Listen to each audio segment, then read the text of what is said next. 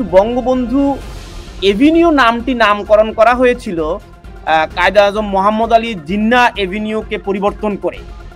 আমরা দেখলাম যে সম্প্রতি আবরার ফাহাদের নাম সেখানে বসানো হয়েছে।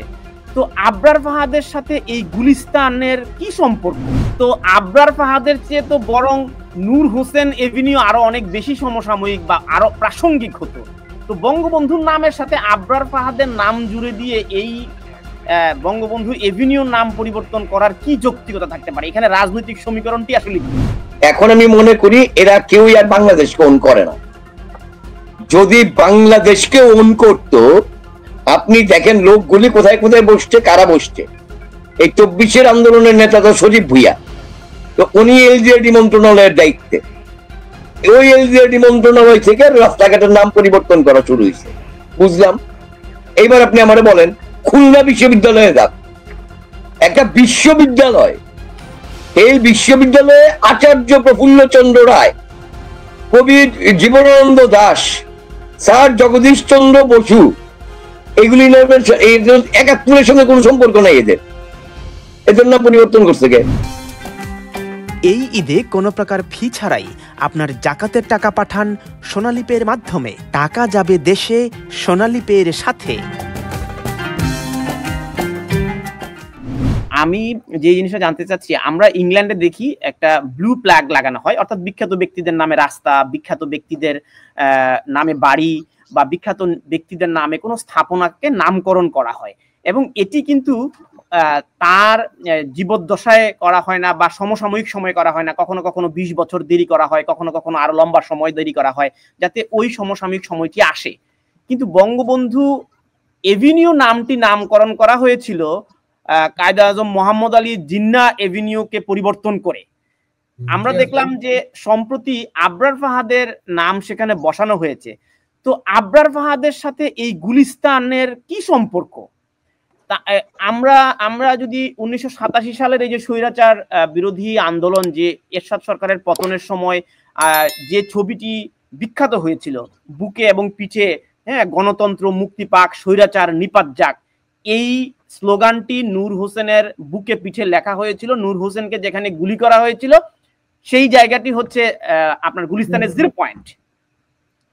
তো আবরার ফাহাদের চেয়ে তো বরং নূর হোসেন এভিনিউ আরো অনেক বেশি সমসাময়িক বা আরো প্রাসঙ্গিক হতো। তো বঙ্গবন্ধুর নামের সাথে আবরার ফাহাদের নাম জুড়ে দিয়ে এই বঙ্গবন্ধু এভিনিউর নাম পরিবর্তন করার কি যৌক্তিকতা থাকতে পারে? এখানে রাজনৈতিক সমীকরণটি আসলে কি? ধন্যবাদ। এখানে রাজনৈতিক সমীকরণ খুবই স্পষ্ট।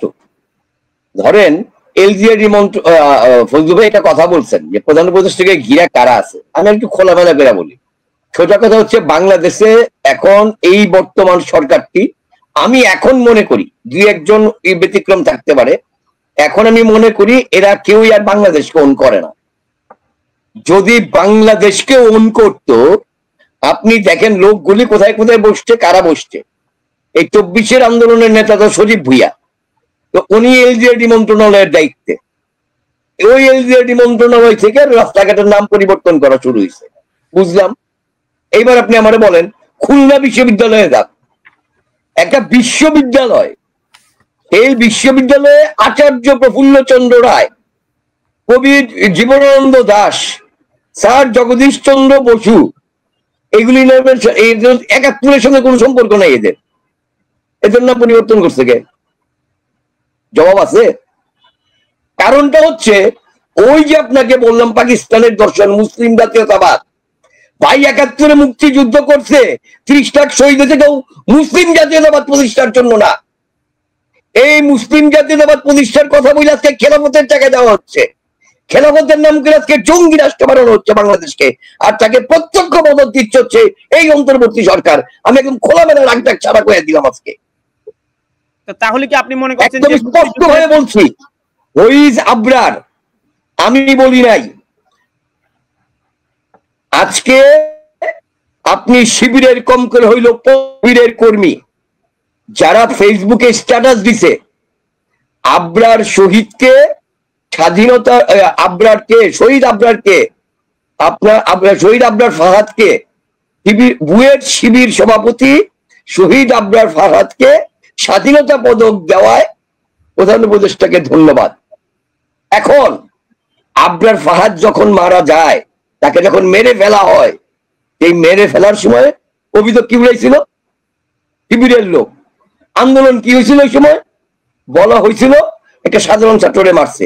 এই পিটিআই মৃত্যুর ক্ষেত্রে শেখ হাসিনা সরকার কিন্তু বিচার করে দিয়ে গেছে, আর এই সরকার মৃত্যুদণ্ডপ্রাপ্ত আসামিকে কারাগার থেকে পলাইতে সহায়তা করছে, এখন পর্যন্ত গ্রেপ্তার করতে পারে নাই। আমি সেই কারণেই বলি যে এই মানসিকতাগুলো তারা করছে। বঙ্গবন্ধু এভিনিউ পাল্টাইছে, এত সহজ পাল্টে আনলেন আপনি? এরকম নাম তো এর সাথে অনেক কিছু পাল্টাইছিল, আছে কোথাও এর সাথে নাম? মানে ঘটনা হচ্ছে, ধরেন এগুলি যে আমি কিছুক্ষণ আগে একটা শব্দ ব্যবহার করছিলাম তানভীর, আপনার আর একবার আপনার কারণে আমার কইতেছে এই পলিটিক্যাল ইচ্ছামি, এই ইচ্ছামি গুলো একেবারে ছোট বাচ্চা থেকে শুরু করে গ্রামের কলিমুদ্দি সলিমুদ্দি নইমুদ্দি যারা এই সমস্ত উপদেষ্টা না, অগমত শিক্ষিত না, তারাও জানে এটা যে পলিটিক্যাল ইচ্ছামি। 26শে মার্চে আপনি বঙ্গবন্ধু এভিনিউর নাম পরিবর্তন কইরা প্রজ্ঞাপন জারি করেন যখন, এইটা আপনি তারপরে কইবেন যে আপনি মুক্তিযুদ্ধকে অন করেন, আপনি মুক্তিযুদ্ধের পক্ষে আছেন, এটা ফাইজলামি ছাড়া আর কিছু না। একটা জিনিস মনে রাখতে হবে, আমি ত্যাগহীন কণ্ঠে বলতে চাই যে এই সরকারের প্রত্যেকটি স্টেপ হয়েছে 71-এ পাকিস্তান দর্শনের অনুগামী হয়ে। প্রত্যেকটি সিদ্ধান্ত, কোন সিদ্ধান্তই মুক্তিযুদ্ধের পক্ষের সিদ্ধান্ত না, সেইখানে যত মুক্তিযোদ্ধাই থাকুক। আমি ফারুক আজমের মুক্তিযুদ্ধ নিয়ে প্রশ্ন তুলতে চাই না, কিন্তু উনি রাজাকারকে সহায়তা করার জন্য তার মুক্তিযোদ্ধার টাকাতেও এটা কলঙ্ক লেপন করেছেন ফারুক আজম। আজকে রাজাকারদের প্ল্যান যে বঙ্গবন্ধুকে ছোট করতে হবে, পাকিস্তানের প্ল্যান ছিল বঙ্গবন্ধুকে ছোট করতে হবে, সেইটাই তো করতেছে তারা। বঙ্গবন্ধুকে ছোট কেউ করতে পারে নাই। আরে ভাই, জয় বাংলা স্লোগান তো নিষিদ্ধ করছিল আজকে না, 75 সালেও হয়েছে নিষিদ্ধ। 21 বছর আওয়ামী লীগ আয়া নাই। ধরেন আওয়ামী লীগের জিয়াউর রহমান 3 টুকরা করছিল, এক গ্রুপ। নজরুল কবির একটু থামাচ্ছি, আমি অ্যাডভোকেট ফজলুর রহমান মুক্তিযোদ্ধাকে একটু বিদায় জানাতে চাই।